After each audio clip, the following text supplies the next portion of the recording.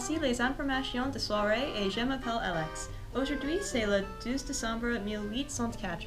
Nous avons un programme passionné pour vous ce soir. Je vais interviewer Madame de Staël, qui vous connaîtra comme l'auteur de le roman populaire Delphine. Bienvenue, Madame de Staël. Merci, bonjour. Merci pour tes temps aujourd'hui. Madame de Staël, vous êtes un auteur très populaire qui est aussi une femme. Qu'est-ce que votre expérience comme un auteur femme? Ce n'est pas toujours agréable. Une femme célèbre dans une république est sujet de beaucoup de haine. Souvent, dans des publications périodiques, je lis des attaques et des accusations sur mon écriture et sur moi-même. Des accusations pour des choses qui, si j'étais un homme, on aurait m'applaudi. On dirait que c'est un devoir. Il y a les autres devoirs entre les hommes et les femmes dans notre société, oui? Oui, certainement. D'abord, en sortant de ce que la société attend d'elle, une femme est jugée. Elle cherche la gloire, elle a trop d'amour propre. Seulement si elle s'excuse, si elle s'invalide ses talents elle-même, n'est-elle plus l'objet de la jalousie? Ah, dommage. Alors, notre société, est-elle maintenant mieux pour les femmes qu'elle était sous la monarchie? Non, malheureusement pas.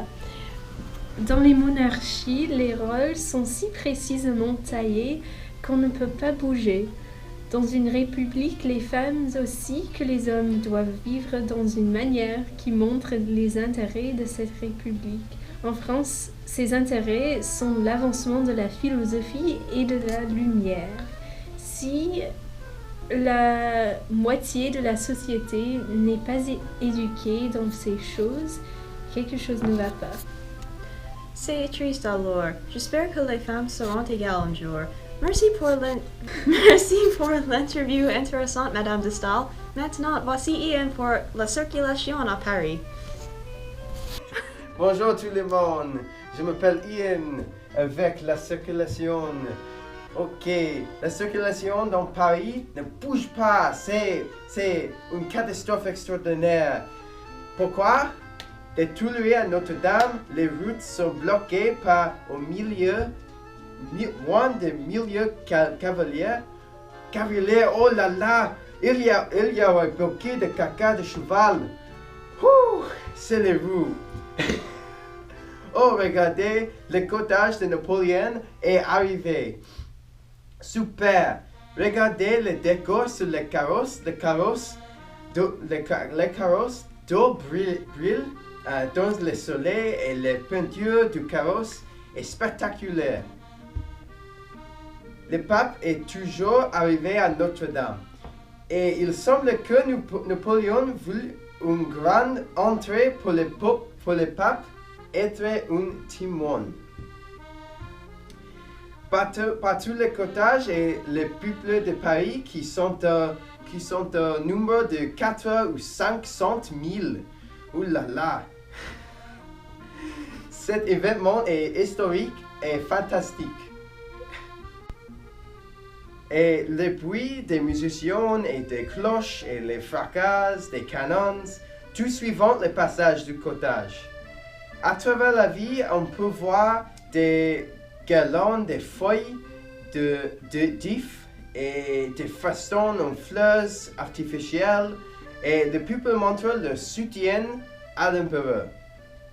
Ah, le cortège est arrivé à Notre-Dame. 4 heures plus tard. Après environ 4 heures, la cérémonie a fini.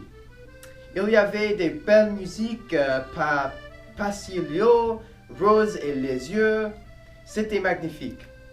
Pendant que le pape s'est assis avec l'empereur, le pape ne fait rien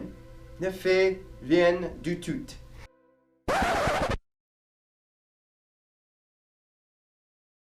Napoléon a placé la couronne lui-même sa tête. Le pape ne fait rien. Oui. Et puis l'empereur a procédé à couronner l'impératrice. Et bien que le couronnement a fini, on peut entendre des cris Vive l'empereur! Vive l'empereur! Vive l'empereur, tout le monde! Quelle journée, c'est tout à vous, Alix. C'est tout le temps que nous avons pour aujourd'hui. Demain, je trouverai un invité placement pour Louis XVI. Bonne soirée, tout le monde!